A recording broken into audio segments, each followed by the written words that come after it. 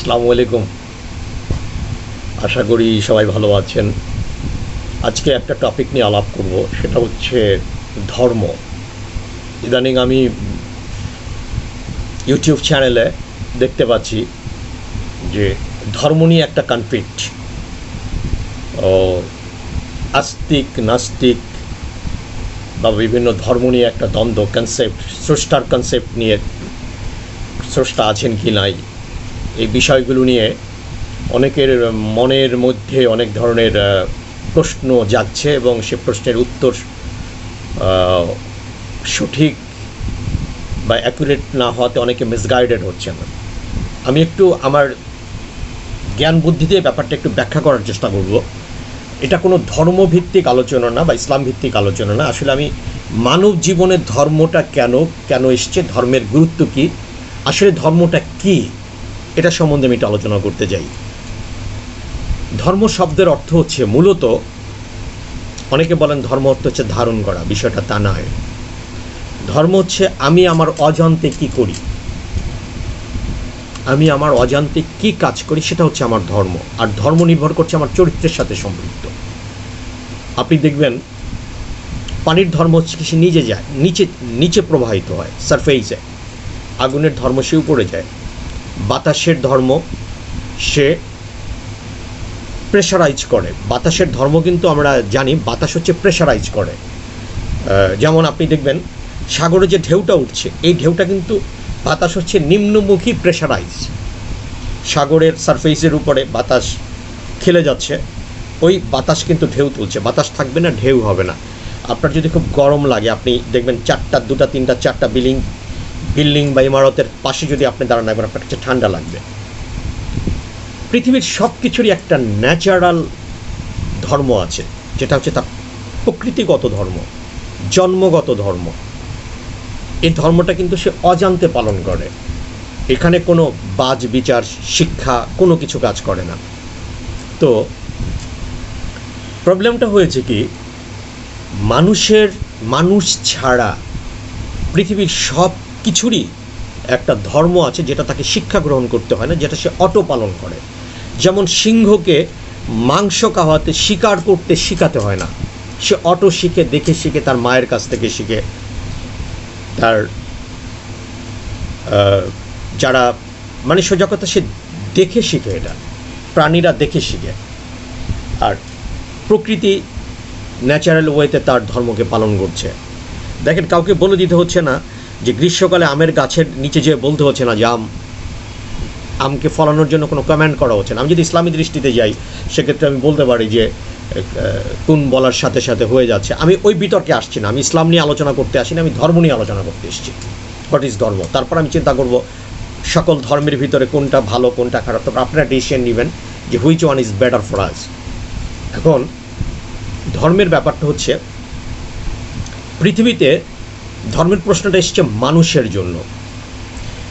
মানুষ যখন প্রথম পৃথিবীতে আসছে, তখন কিন্তু সে কোনো ধর্ম ক্যারি করে আসে নাই। কারণ আমি যদি বলি মানুষ মুসলমান হয়ে আসছে, এই কথাটা একটা কন্ট্রাডিক্টরি ওয়ার্ড হতে পারে। কারণ আদম আলাইহিস সালামের প্রকৃত ধর্ম যে কী ছিল, এটা সেই আদম মুসলিম ছিলেন কিনা বা অন্য কোনো ধর্মে সে দীক্ষিত ছিলেন কিনা, তার চাইতে বড় প্রমাণ হচ্ছে তিনি যে কোনো একটা সায়েন্টিফিক প্রসেজে, যদি আমি ইসলামের সেই কথাতে না যাই, সায়েন্টিফিক প্রসেজে তিনি পৃথিবীতে এসছেন। এটা অল অন এ সার্টেন হতে পারে যে কোনো ওয়েতে। আমি বারে বারে বলে নিচ্ছি যে আমি ইসলামের কোনো রেফারেন্স দিয়ে কথাটা বলবো না। পৃথিবীর অন্য প্রাণীর থেকে যে মানুষ শ্রেষ্ঠ, তার বড় প্রমাণ হচ্ছে পৃথিবীর অন্য প্রাণের মস্তিষ্কে যে জিনিসগুলো অ্যাপ্লিকেবল হয়, যে জিনিসগুলো তার থিঙ্কিং লেভেলে যে জিনিসগুলো ক্রিয়েট হয়। কারণ সব প্রাণী কিন্তু চিন্তা থেকে তার কাজটাকে করে। একটা সিংহ, একটা বাঘ, সে তার শিকারটাকে দেখে, আগে টার্গেট করে, দেন এটাকে সে অ্যাডপ্ট করার জন্য সে যেটা ফোর্সটা তার দরকার, যে অ্যাবিলিটিটা তার দরকার, এই অ্যাবিলিটি সে নিজের মধ্যে ইনকর্পোরেট করে ওর বিহেভিয়ার অনুযায়ী তাকে সে হান্ট করে। এটা তার চিন্তা থেকে হচ্ছে। অ্যাট দ্য সেম টাইম মানুষ যার চিন্তা থেকে তার কাজকে অ্যাপ্লিকেবল করে। এখন মানুষের সুবিধাটা হচ্ছে কি, মানুষ যে চিন্তাটা করে তার কিছু অর্গ্যানিক সাপোর্ট আছে, যেমন সে তার চিন্তাটাকে সে হাতের মাধ্যমে তার সুবিধাজনকভাবে সেটাকে অ্যাপ্লাই করতে পারে। যেমন একটা সিংহ চাইলেই তার পা দিয়ে সুন্দর করে হাত ধরে ঘুষে ঘুষে সে একটা প্রাণীকে করে শিকার করে খেতে পারে না, সে তার ছালায় টালায় কোনোভাবে একটা চামড়া টামড়া ছুলে তারপর সে তার মাংসটাকে, তো মানুষ তার হাতের সুবিধাজনিত কারণে সে মাংসটাকে কাটতে পারে তার বুদ্ধিমত্তার জন্য, সে তার উপজীব্য করে তার খাদ্যটাকে সে ভক্ষণ করতে পারে। এখন মানুষ থেকে অন্য প্রাণীর সবচেয়ে বড় পার্থক্যটা হচ্ছে চিন্তা শক্তির চেয়েও মানুষের কাজে রূপান্তর করার মতো দুটো হাত আছে, যেটা দিয়ে সে যে কোনোভাবে কাজ করতে পারে। পায়ের ব্যাপারটা আমি আলাদা বলবো, কারণ অন্যান্য প্রাণীর পাগুলো মানুষের পার চেয়ে তো অনেক বেশি দ্রুতগতি সম্পন্ন। পাট মূলত কাজ চলাচল করা, মানুষ যেখানে হাঁটতে পারে সেক্ষেত্রে বাঘ বা হরিণ 2-3টা স্ট্রেপ দিলে তারা অনেক বেশি ফরওয়ার্ডেড হয়। একটা চিতাবাঘ মানুষের চেয়ে এখন দ্রুত গতিতে চলতে পারে, যেটা মানুষ পারে না। কিন্তু মানুষ হাতের মাধ্যমে যে কাজকে সাধন করতে পারে, যার জন্যই মানুষ কিন্তু সৃষ্টির সেরা জীব হয়েছে, mainly for the application of hands. তো এখন ধর্মের বিষয়টা হয়েছে, মানুষ যখন পৃথিবীতে আসলো তখন কিন্তু সে কিছু ন্যাচারাল ডিমান্ড নিয়ে আসছে। ফার্স্ট ওয়ান হচ্ছে ঘুম, খাওয়া, জৈবিক চাহিদা, মূলত এই তিনটা। তার ন্যাচারালি ঘুমাতো, তার ঘুম থেকে উঠলেই তার একটা ক্ষুধা অ্যাপাটাইট, তার একটা ক্ষুধার ডিমান্ড ছিল, আর তার একটা জৈবিক চাহিদা ছিল। এছাড়া আহার, বাসস্থান, বাকি যেই জিনিসগুলো আছে এগুলো মানুষের সাথে আসে নাই, মানুষ এগুলো চিন্তাও করে নাই। প্রকৃতি মানুষের উপর এটা চাপিয়ে দিয়েছে। বৃষ্টি পড়েছে, রোদ উঠেছে, প্রকৃতি এগুলো চাপিয়ে দিয়েছে। মানুষ তখন একটা আশ্রয়ের চিন্তা করেছে যে বৃষ্টি পড়ছে, আমি ভিজে যাচ্ছি, এটা তো অ্যালাউ করা যায় না। রোদ উঠছে, তার শরীরে তাপ লাগছে, সে চিন্তা করছে আমাকে তো কোনো আবাসে যেতে হবে, কোনো সিকিউর প্লেসে আমাকে যেতে হবে। ঝড় উঠেছে, সে ওই চিন্তাটা কিন্তু প্রকৃতি তাকে চাপিয়ে দিয়েছে, এটা কিন্তু বুদ্ধিমত্তা দিয়ে তাকে তৈরি করা হয় না।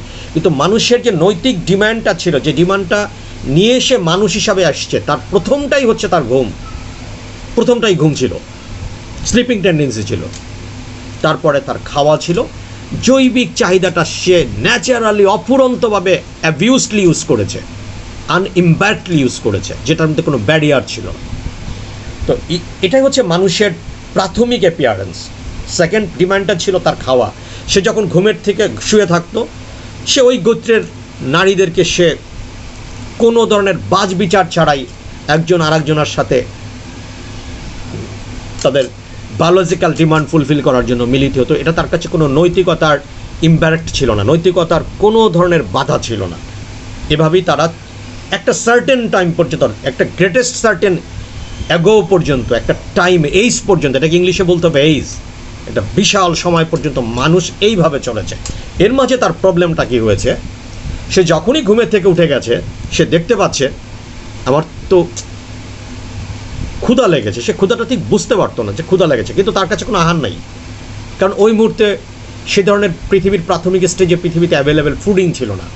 তখন সে কী করেছে, গাছ পেয়েছে, খেয়েছে, হয়তো মাটিও খেয়েছে, হয়তো কিছু ক্ষেত্রে অনেক কিছু খেয়েছে যেটা তার হজম হতো কি হতো না, বা সে সময় তার হয়তো স্টোমাক ডায়ালোসিস সিস্টেম, স্টোমাক অ্যাপাটাইটিং পাওয়ারটা হয়তো বেশি ছিল, কনজিউমিং পাওয়ারটা বেশি ছিল, সে এটাকে মোল্ডিং করতে পেরেছে। তো তখন মানুষ কি করলো, এই কিন্তু মানুষের সভ্যতা শুরু হলো, মানুষের মূল সভ্যতা শুরু হলো কিন্তু তার ক্ষুধাবৃত্তি থেকে। মানুষ যখন দেখছে যে আমি এক গাছের পাতা খেয়ে আর ভালো থাকতে পারছি না, আমাদের এগুলোকে জটিল করার কিছু নাই। আমরা যত বিজ্ঞান, ধর্ম, কত কিছু নিয়ে আমরা রিসার্চ করি, আমরা হিউম্যান সিভিলাইজেশনের যদি একদম প্রাইমারি স্টেজে মানুষের আচরণটা বুঝতে পারি, তাহলে আমরা ধর্মটা বুঝতে পারবো। আজকে হয়তো পুরো কথাটাকে আমি ওই দিনের শর্টার টাইমের মধ্যে বলতে পারবো না, এটা কয়েকটা পর্বে আমাকে যেতে হবে। তো মানুষ যে আজকের পর্যায়ে আসছে, এর প্রাথমিক ভিত্তিটাই রচনা হয়েছে ক্ষুধা থেকে। সে হেঁটে যাচ্ছে, তার সাথে হয়তো তার সঙ্গী যাচ্ছে, সেটা গাছপালা খেতে খেতে দেখলো যে বনে একটা বাঘ বা শিয়াল বা যে কোনো একটা প্রাণী হয়তো প্রাথমিক স্টেজে মানুষকেই আক্রমণ করেছে, করে শক্তি সামর্থ্যে তখন বনে মানুষ থাকতো, এর সাথে ওর প্রাণীগুলোও থাকতো। তা অ্যাট দ্য সেম টাইম মানুষের শক্তির সাথে প্রাণীর শক্তির খুব একটা ফিজিক্যাল ডিফারেন্স ছিল না, কারণ দুজনই তো বনের প্রাণীই ছিল তখন। সেই তো মানুষ তো পরবর্তীতে সে আইডেন্টিফাইড হয়েছে himself the best creation of almighty Allah. তো সে যখন ওই দৈত্য দানব যাই হোক ওইসব প্রাণীগুলোর সাথে ফাইট করতো, কিছু কিছু সে হেরে যেত, হয়তো সে তাহার আহারের উপজীব্য হতো।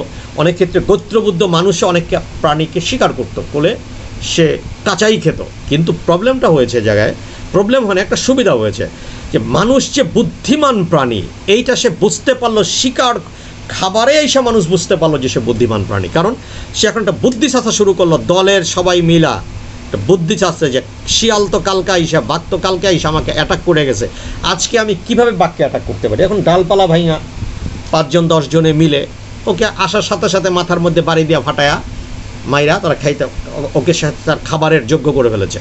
কারণ মানুষের ভিতর যে বুদ্ধি আছে, বুদ্ধির অ্যাপ্লিকেবল করার হাত আছে।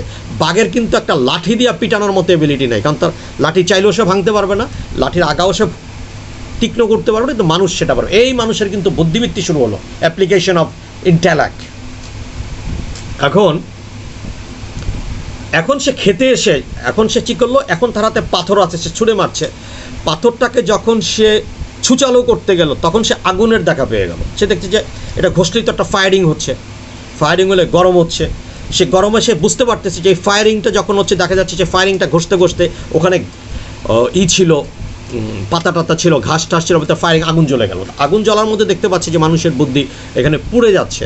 এই ইতিহাসগুলো হয়তো জানা আছে, কিন্তু এইভাবে হয়তো এই ইনফরমেশনটা এরকম একটা স্ট্রঙ্গার ওয়েতে এটার একটা বায়োগ্রাফি নাও থাকতে পারে। তো যখন মানুষ আগুনের দেখাটা পেয়ে গেল, এই মানুষ সভ্য হয়ে গেল, ফায়ার পেয়ে গেল। একটা জিনিস বুঝতে হবে, মানুষের সভ্যতার কিন্তু দুটো পার্ট আছে। প্রথম হচ্ছে আগুন কেন্দ্রিক সভ্যতা, আর একটা হচ্ছে চাকা কেন্দ্রিক সভ্যতা, একটা হচ্ছে বিদ্যুৎ কেন্দ্রিক সভ্যতা। 3টা সভ্যতাই কিন্তু মানুষকে ট্রিপল এইচ তৈরি করেছে। একটা হচ্ছে আগুন কেন্দ্রিক সভ্যতা, যে আগুন মানুষকে শুধুই সাপোর্ট করেছে ওই মুহূর্তে খাবারকে সেদ্ধ করে জ্বালিয়ে ঝলসিয়ে খাওয়ার জন্য, যেই সময় কোনো ধরনের স্পাইস বা মশলা ছিল না, আগুনই মানুষকে খাবারটা, এই আগুন কিন্তু মানুষকে সভ্য করে দিল। এই আগুন মানুষকে দুটো উপকার করলো, একটা হচ্ছে খাবারকে সে সহজ করলো, আগুন জ্বালিয়ে রেখে বন্য প্রাণীর থেকে তাকে বাঁচার সাপোর্ট করলো। 3 নম্বর, যখন শীত থাকতো প্রচণ্ড, যখন মানুষের অ্যাভেলেবেল গৃহের ব্যবস্থা হয় নাই, তখন মানুষ কী করলো, ওই আগুন জ্বালিয়ে, যেহেতু আগুন জানাবারকে রপ্ত করে ফেলেছে, ঘষলে আগুন জ্বলে যায়। পরবর্তী আরও ইজিয়ার মেকানিজম অনেক পরে এসছে। মানুষ কী করলো, শীত থেকে নিজেকে নিবারিত করার জন্য সে আগুনের 3টা সাপোর্ট সে নিল। যেটা আমাদের আগুনের দেবী আছে, মেবি এটা রোমান, হ্যাঁ গ্রিক বা রোমানদের মধ্যে either but should I say venous. Venous তো সূর্যের দেবী, আগুনের দেবতা হচ্ছে শুড আই সে, আমার মনে আসছে না এই মুহূর্তে নামটা, প্রায় বলে থাকি আমি, শিট, আচ্ছা মনে আসবে পরে হয়তোবা। এটা একটা পুরাণ, একটা মিথ, আগুনের দেবী টেবি, ওই ধর্মে, ওটা গেলে আমি ধর্মে চলে যাব, ধর্মের আগে আমি এটা আসছি। তো মানুষ তখন পর্যন্ত কিন্তু মানুষের কোনো ধর্ম ছিল না, কারণ মানুষের তখন ধর্মটাই ছিল ক্ষুধা নিবারণ আর বায়োলজিক্যাল ডিমান্ড ফুলফিল করা। আর এটা কিন্তু ধর্ম বলতে এটা তার কাজ ছিল, এটা তার নিত্যনৈমিত্তিক ব্যাপার ছিল। এই বায়োলজিক্যাল ডিমান্ডটা তখন ইমব্যাক্ট, মানে আউট অফ ইমব্যাক্টে যে তারা সে ফুল আপ করলে তখন মানব জাতি একটা হলো, বিস্তার লাভ ঘটলো। যখন মানুষের প্রজনন ক্ষমতা মানে আনলিমিটেড প্রজনন কার্যক্রম চললো, তখন মানব জাতি পৃথিবীতে বিভিন্ন গোত্রে বিভিন্ন জায়গায় যে যেখানে সুবিধা পেয়েছে সে জায়গায় দেখেছে যে এখানে 50 জন লোক হয়েছে কিন্তু গাছপালা খাদ্য নেই, এখানে 50 জন লোক থাকতে পারবে না, সেখান থেকে একটা ডিভিশন হয়ে সে আরেকটা জায়গাতে চলে গেছে। ওখান থেকে দেখা যাচ্ছে মানে অ্যাভেলেবেল ছিল, আরেকটা জিনিস ডিমান্ড ফুলফিল করেছে, অ্যাভেলেবেল ছিল। এভাবে মানুষ তার স্প্রেডটাকে বিস্তার করেছে। তার এই এতটুকু ধারণা নিয়েই, এতটুকু ধারণা কি সে আগুন জ্বালাতে পারে, সে একটা বল্লম তৈরি করতে পেরেছে, বাঁশ দিয়ে, কাঠ দিয়ে, যে কোনো দিয়ে সে শিকার করতে খাচ্ছে। শিকারটাই হচ্ছে তার আমিষ জাতীয় খাদ্যটাই তার জন্য হয়েছে বড় ধরনের একটা প্রাপ্তি, কারণ ফলমূল গাছপালা এগুলো তো সে পাচ্ছি। আমি শুধু এতটুকু আলোচনা করি, তারপরে মানব সভ্যতাটাকে আমি পরে আলোচনা করব। এখন ধর্ম কাকে বলে, এখানে ধর্মের প্রশ্নটা কোথায় আসে? মানুষ কিন্তু সেই আচরণটাকে এখনও কন্টিনিউ করছে বাট এখন করছে সে সভ্যতার সাথে সম্পৃক্ত। মানুষ এখনও ঘুমায়, এখন বনে ঘুমায় না, এখন এসির নিচে ঘুমায়। সে একটা সুন্দর অ্যাপার্টমেন্ট, একটা ফ্ল্যাট তৈরি করে সে তার সিকিউরিটিটাকে অনেক বেশি বুদ্ধিদীপ্ত ওয়েতে সিকিউর করে সে থাকে, কিন্তু সেই তার বেসিক ডিমান্ডটা তার রয়ে গেছে। সেটাকে সে মানুষ এখনও তার বায়োলজিক্যাল ডিমান্ড ফুলফিল করে, বা যে যার ধর্ম মতো এটাকে ফিল আপ করে। কিন্তু যেই মানুষগুলো পৌরাণিক যুগের মেন্টালিটিটা এখনও ক্যারি করছে, সে তার এই বায়োলজিক্যাল ডিমান্ডটা ফুলফিল করার জন্য তার ধর্মমতো বিবাহ বন্ধনে আবদ্ধ না হয়ে অন্য প্রসেসটাকে সে এখনও মেনটেন করছে। মানে সে ওই আইডিওলজিটাকে এখনও ক্যারি করছে, যে আইডিওলজিটা মানুষের প্রজনন আইডিওলজি ছিল, তাদের বেসিক ডিমান্ডের আইডিওলজি ছিল। আর এই দুটো আমি বলছি। আর মানুষ তার খাবারকে এখনও আরও অত্যাধুনিক ওয়েতে সে কালেক্ট করে, সে খাচ্ছে। এই তিনটা বেসিক ডিমান্ড। বাকিগুলো হচ্ছে, বাকি যে ডিমান্ডগুলো সেগুলো হচ্ছে আমরা বলতে পারি অক্সিলারি ডিমান্ড। বাকিগুলো অক্সিলারি ডিমান্ড। থাকাটা তার ডিমান্ড, তারপরে শিক্ষাটা অক্সিলারি ডিমান্ড, তারপরে তার স্বাস্থ্যের প্রশ্নটা তখন আসবে যখন আপনি রোগাক্রান্ত হবেন। তা আগের কালের মানুষরা খুব কম বেশি রোগাক্রান্ত হতো, কারণ তারা এত বেশি ইফেক্টিভ মাসেলম্যান ছিল, এত বেশি তারা শ্রম দিত, রোগ তাদের কাছে, তার ইমিউন সিস্টেমটা এত বেশি স্ট্রঙ্গার ছিল যে তারা চাইলেও রোগ তাদের কাছে আসতে পারতো না। এখন আমরা যত বেশি সহজ পদ্ধতিতে আমাদের প্রযুক্তিকে ব্যবহার করছি, আমরা যত বেশি মানে লেবার দিচ্ছি না, তত রোগ আমাদের কাছে আসছে। আর যে বাকি যে ডিমান্ডগুলো, তখন অর্থনীতির দরকার ছিল না, অন্য কোনো কিছুর প্রয়োজনীয়তা ছিল না। এখন আমি ধর্মটা নিয়ে শুধু আলোচনা করব। ধর্মটা অনেক পরে পৃথিবীতে আসছে। কেন পৃথিবীতে আসছে? মানুষ যখন আস্তে আস্তে আস্তে আস্তে আস্তে সভ্য হয়ে যাচ্ছে। একটু বুঝতে হবে, মানুষ যখন সময়ের বিবর্তনে সভ্য হচ্ছে, তখন মানুষের মধ্যে বিবেক জাগ্রত হয়েছে। বিবেক। এখন প্রশ্ন হচ্ছে, বিবেকবান লোক যখন তার সামনে কোনো ধরনের অন্যায় করতে দেখে, তখন মানুষের ভিতরে তৈরি হলো ধর্ম এবং আইন। বিবেকমান মানুষ যখন তার সামনে কোনো বিবেকহীন কাজ করতে দেখে, তখন তার কাছে এটা সহ্য হয় না, তখন সে প্রোটেস্ট করে। তার বিবেক দিয়ে করে, শক্তি দিয়ে করে। এখন ব্যাপক জনগণের সাথে শক্তি দিয়ে এটাকে প্রোটেস্ট করা সম্ভব না। তখন সে একটা গোত্রের মধ্যে একটা আইডিওলজি তৈরি করে যে তুমি এটা করবে না, এটা করলে তোমার একজন স্রষ্টা আছে, তিনি তোমাকে এই বাধার মধ্যে সম্মুখীন হবে। এর মাঝে একটা কথা বলে দিই, স্রষ্টা না হলে তো ধর্ম আসতো না। এর মধ্যেই মানুষের ভিতরে স্রষ্টার একটা কনসেপ্ট তৈরি হয়ে গেছে। কি হয়েছে? মানুষ যখন দেখছে বিভিন্ন ধরনের জটিলতা সে পারছে না, কিন্তু এই জিনিসটা ন্যাচারালি হচ্ছে। যেমন দেখা যাচ্ছে যে একটা জায়গাতে 10টা পাখি উড়ে যাচ্ছে, কিন্তু পাখিকে মানুষ শিকার করতে পারছে না। দেখা যায় একটা জোরে বাতাস এসে একটা পাখির ঝাঁক মারা গেল, বা রাতে চন্দ্র উঠছে, সকালবেলা সূর্য উঠছে। এই যে আনসিন পাওয়ারগুলো, বড় একটা ঝড় আসছে, তার ঘর বাড়ি ভেঙে যাচ্ছে, সে থাকছে, তার আশ্রয় ভেঙে যাচ্ছে, সে কিছু আনসিন পাওয়ার দেখতে পাচ্ছে। একসময় মানুষ চিন্তা করলো আমার দৃশ্যমান পাওয়ারগুলোই আমাকে গাইড করছে, তার সাথে আমি ফাইট করে বাঁচতে পারবো। কিন্তু সে এমন একটা পাওয়ার দেখতে পাচ্ছে যার আগেন্সে সে কোনো প্রোটেস্ট করতে পারছে না। এই মানুষের মধ্যে তখন একটা আনসিন ক্ষমতার চিন্তা আসলো যে কেউ হয়তো একটা আছে যে আমাদের চেয়েও শক্তিশালী, যার ইশারায় আমরা চলছি। এই মানুষের মধ্যে তখন সে মনে করছে যে আমি মনে হয় একটা ভুল করেছি, যেগুলোর শাস্তি মনে হয় উনি আমাকে দিচ্ছেন। এই চিন্তাটা শুধু বিবেকবান মানুষ করছে। সেই সময় তো সমাজে বিবেক বা চিন্তাশীল ব্যক্তি ছিলেন, চিন্তার বাহিরেরও কিছু লোক ছিলেন।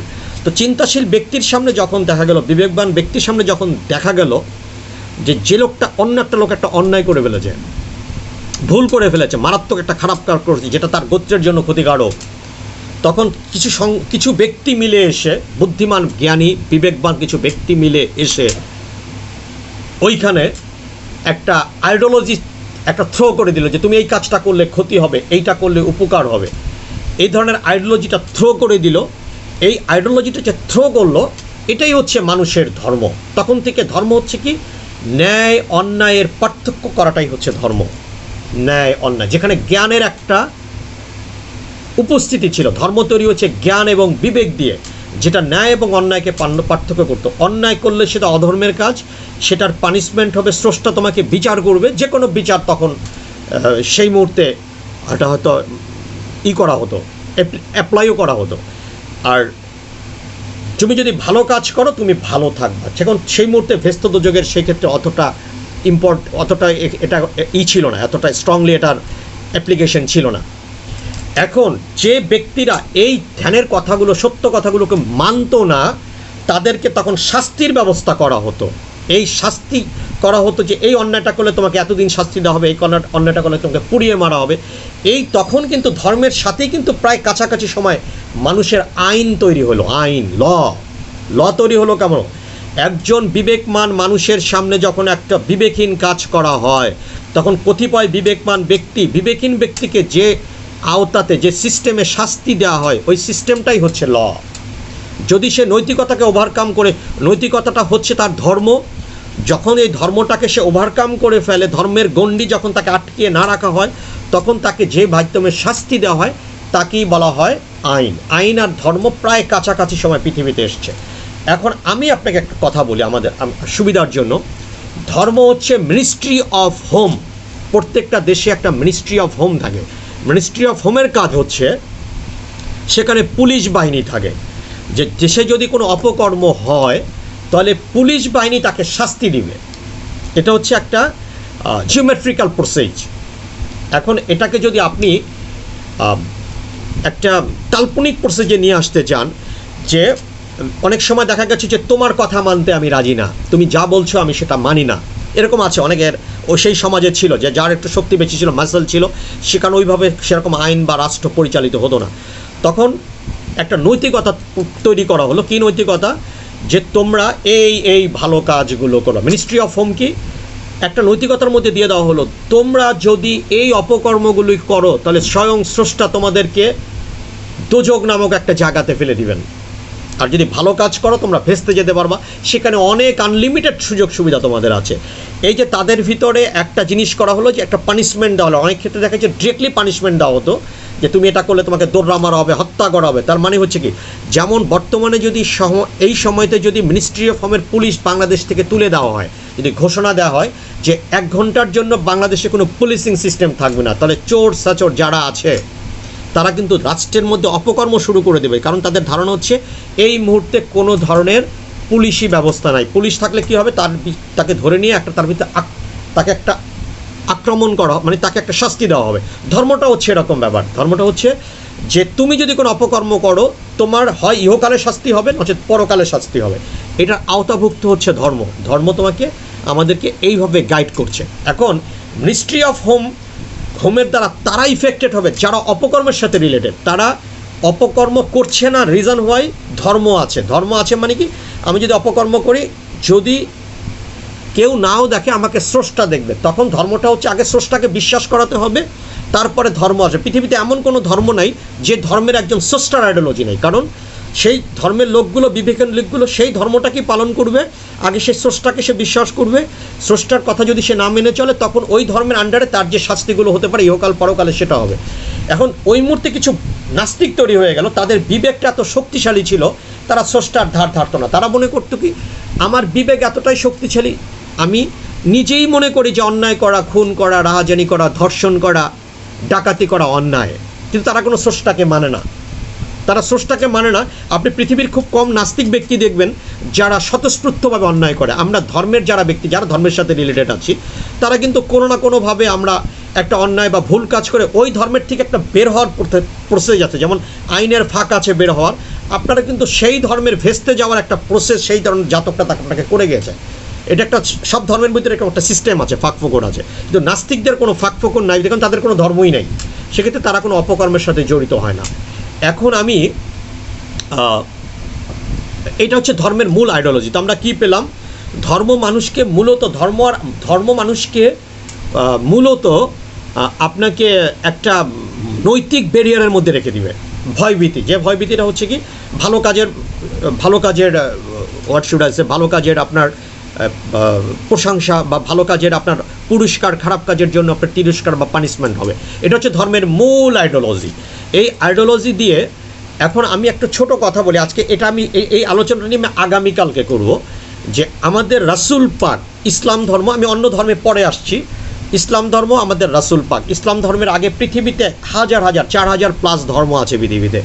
তো আমি ইসলাম ধর্মটা নিয়ে এই কারণে আলোচনা করতে চাই, আমি যদি কোনো পুস্তক কিনতে চাই, কোনো বই কিনতে চাই, আমি যেটাই কিনতে চাই, which product, which thing I want purchase, আমি কিন্তু চেষ্টা করবো সেটা লেটেস্ট মডেলের, লেটেস্ট ফরম্যাটের কী আছে, লেটেস্ট ভার্সনের কী আছে, সেটাকে আমি পারচেজ করার জন্য, আমার হস্তগত করার জন্য। আমি একটা মোবাইল কিনতে চাইলেও একটা লেটেস্ট ভার্সনে কী আছে, সেখানে যে অনেক সাপোর্ট থাকবে সেগুলো। তো আমি যতটুক জানি পৃথিবীতে ইসলাম ধর্মের পরে আর সেভাবে কোনো সায়েন্টিফিক ধর্ম আসে নাই। তো ইসলাম হচ্ছে পৃথিবীর লেটেস্ট ধর্ম। তো যদি পৃথিবীর লেটেস্ট ধর্ম ইসলাম হয়ে থাকে, যদি না, আমি যতটুক জানি, সেক্ষেত্রে আমি পৃথিবীর লেটেস্ট ধর্মটা নিয়ে আলোচনা করব। আর পৃথিবীর লেটেস্ট ধর্মটা বাহিরে যদি কোনো ভালো ধর্ম থেকে থাকে, কোনো ব্যক্তি যদি সেটা যুক্তিতর্ক দিয়ে প্রমাণ করতে পারেন, আপনার স্বাধীনতা আছে, আপনি সেই ধর্মে যাবেন কি যাবেন না, সেটা আপনার ব্যক্তি স্বাধীনতা। আমি কোনো ধর্মের এখানে কোনো ধর্মের সাপোর্ট নিয়ে আসি না, কিন্তু আমার জ্ঞান বলছে যেহেতু ইসলাম হচ্ছে লাস্ট ভার্সনের ধর্ম, আমি ইসলাম নিয়ে আলোচনা করব। ইসলামের আবিধানিক অর্থ শান্তি। এখন ইসলাম নিয়ে আমরা কতটুকু শান্তি পেয়েছি, কে পাই নাই, সেটা ব্যক্তি টু ব্যক্তি ভ্যারি করে। অনেকে ইসলাম নিয়েও শান্তিতে আছেন, অনেকে দেখা যাচ্ছে যে ইসলামের মধ্যে কেউ মানুষ খুন করে শান্তিতে আছেন। অনেকে ধরতে পারেন যে ইসলামের অনেক অপব্যাখ্যা করে আমি মানুষকে খুন করছি, সেটা ইসলামের অপব্যাখ্যা, ঠিক আছে। আবার অনেকে দেখা যাচ্ছেন এই বুদ্ধিস্টের জীব হত্যা মহাপাপ, কিন্তু বুদ্ধিস্টরা রোহিঙ্গাদেরকে হাজার হাজার লক্ষ লক্ষ মেরে তারা মনে করছেন যে না, জীব হত্যা মহাপাপ, এটা লেটেস্ট ভার্সন না, এটা আরও চেঞ্জ করতে হবে। এখন জীব আমাদেরকে আক্রমণ করছে, আমাদের তাকে মেরে আমাদেরকে সহি করতে হবে। এখন ধর্মের একটা চেঞ্জিং আসতে পারে। তো আমি একটু ছোট কথা বলছি। আমাদের রাসূল পাক আল্লাহর ঘোষণা মতো পৃথিবীর সর্বকালের শ্রেষ্ঠ মহামানব, according to the order of almighty Allah. According to the order বলবো না, according to the according to the what should I say, according to almighty Allah. তো আপনি একটা ধরে নেন, আপনার এলাকাতে একটা থানা আছে, সেই থানাতে প্রচণ্ড রাহাজানি, হত্যা, অনেক ঘটনা ঘটে, যেটা একটা সাধারণ পুলিশ অফিসারকে ওই থানার ওসি বানালে সে কন্ট্রোল করতে পারছে না। তখন ওই থানাতে হয়তো একজন এএসপি কিংবা আন্ডারে এসপিকে ওখানকার ভারপ্রাপ্ত কর্মকর্তা করা লাগতে পারে, কারণ ওই থানার অবস্থান খুব খারাপ। তো আমাদের রাসূল পাক যেহেতু সর্বকালের শ্রেষ্ঠ মহামানব ছিলেন, আর সেকেন্ড ওয়ান হচ্ছে উনি যেখানে আসছিলেন, যে জায়গাতে উনি আসছিলেন, সেই জায়গার ইতিহাস ঘেঁটে জানা যায় যে সেখানে এহেন কোনো অপকর্ম ছিল না যে সেটা হয় নাই। এই জন্য আল্লাহ পাক ওখানে এমন একজন ব্যক্তিকে ওটার ওসি বানিয়েছিলেন, অফিসার ইন চার্জ, যিনি সেই সময়কার পৃথিবীর সর্বশ্রেষ্ঠ মহামানব ছিলেন, স্টিল অর্ধবধি। তার মানে বুঝতে হবে সেখানে কতটা অকারেন্স ছিল। তো সেখান থেকে ইসলাম ফিল্টারিং হয়ে আসতে, ইসলামকে যে বেগ পেতে হয়েছিল, সেই সময় যদি পৃথিবীর সমস্ত ভালো জায়গাগুলোতে এই মহামানবকে পাঠানো হতো, ভালো জায়গায় তো তাদেরকে ধিক্ষা দেওয়ার কোনো কিছু না। ভালো জায়গার লোকটা তারা তো মরালি মোটিভেটেড, তারা হয়তো নাস্তিক থাকুক, তারা হয়তো আল্লাহকে স্বীকারই করেন নাই, কিন্তু তারা তো স্ট্রংলি মেন্টালি মোটিভেটেড ছিলেন। আমি এটা দিয়ে বোঝাতে চাচ্ছি যে অনেকের প্রশ্ন থাকতে পারে যে রাসূল পাক কেন সৌদি আরবিয়াতে আসছেন, কারণ ওই সময় ওই জায়গাটা পৃথিবীতে যথেষ্ট পরিমাণ অনাচার অবিচার চলছিল। তার জন্য ওনার মতো মহামানব এনে তাদেরকে ওই দিনের সিস্টেম এনে ওখান থেকে ইসলামের একটা বিস্তার লাভ করেছে। আমি ইসলাম ধর্মটার একটা, কারণ অন্য ধর্ম নিয়ে আমি পরে আলোচনা করব, হয়তো করবো না অন্য ধর্ম নিয়ে আলোচনা, কারণ আমি লেটেস্ট প্রোডাক্ট নিয়ে আলোচনা করতে চাই, লেটেস্ট যে আইডিওলজিটা আমাদের আছে। তারপর ইসলামের ভালো মন্দ, গুড ব্যাড সাইড নিয়ে যদি কেউ বিতর্ক করতে চান, সেটা আমার সাথে করতে পারেন।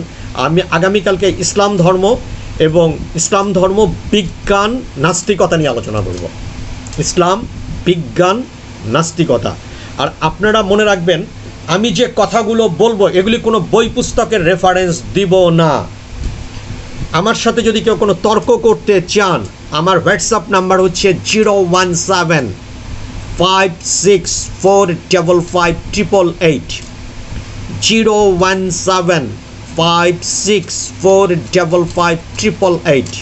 এটা আমার হোয়াটসঅ্যাপ নাম্বার, এটা আমার ইমো নাম্বার। যদি আপনারা আমার সাথে কোনো বিতর্ক করতে চান, সেক্ষেত্রে কোনো বই পুস্তক, জ্ঞানের কোনো রেফারেন্স, কোনো পুস্তকের কোনো রেফারেন্স দিতে পারবেন না। রিজন হয় কেন পারবেন না?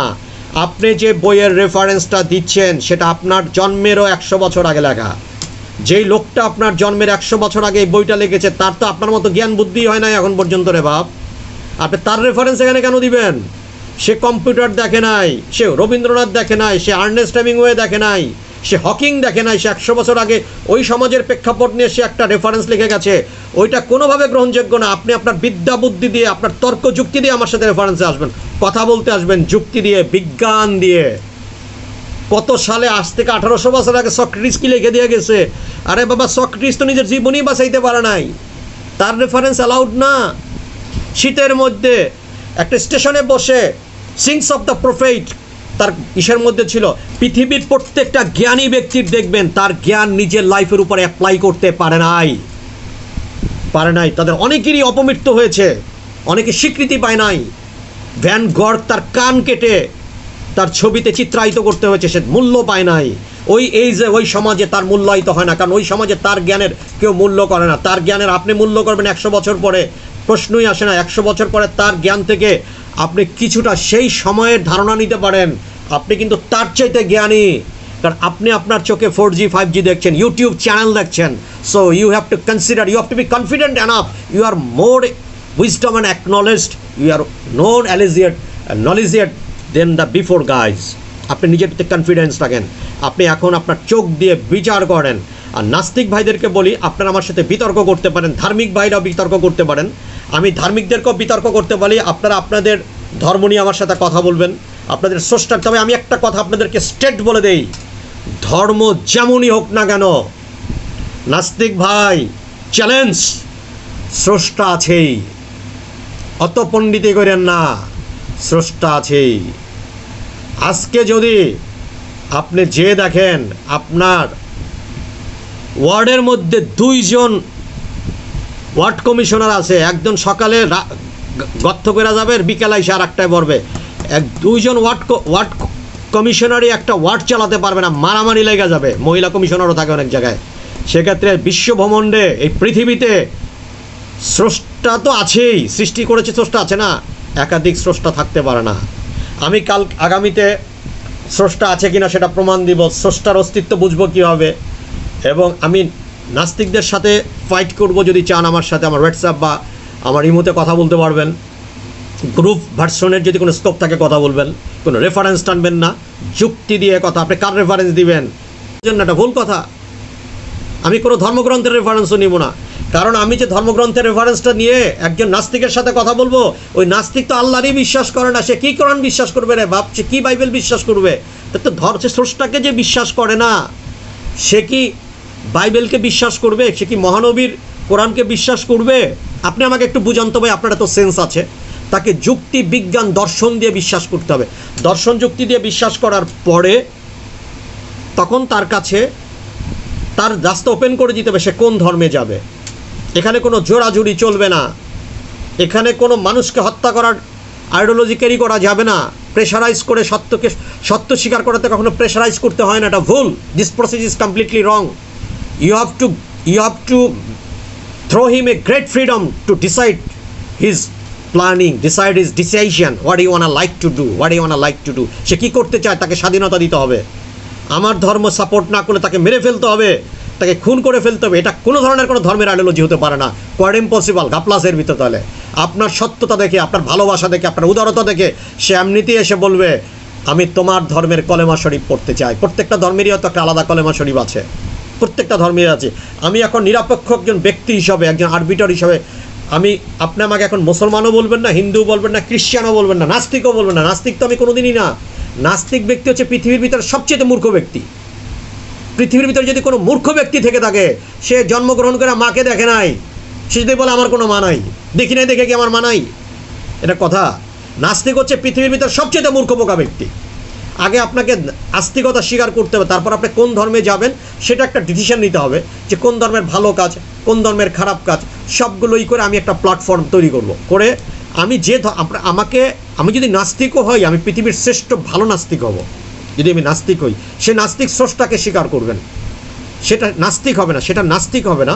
আপনারা যারা মানবতার ধর্ম বলেন রে ভাই, আপনারা যারা নাস্তিক মানবতার ধর্ম বলেন, তারা বেসিক্যালি এমন কিছু মানে ইনডোরে এমন কিছু বাজে জব করেন ভাই, সেগুলো যদি প্রকাশ্যে চলে আসে, তাহলে আমরা তো এই যে এতটা সময় দিয়ে আপনাদের ইউটিউব চ্যানেলগুলো দেখলাম, আমরা তো নিজেরই মনে করি যে আমরা একটা বোকা। আপনারা জাস্ট ইউটিউব চ্যানেলের কাটতি পাওয়ার জন্য কথাগুলি বলছেন।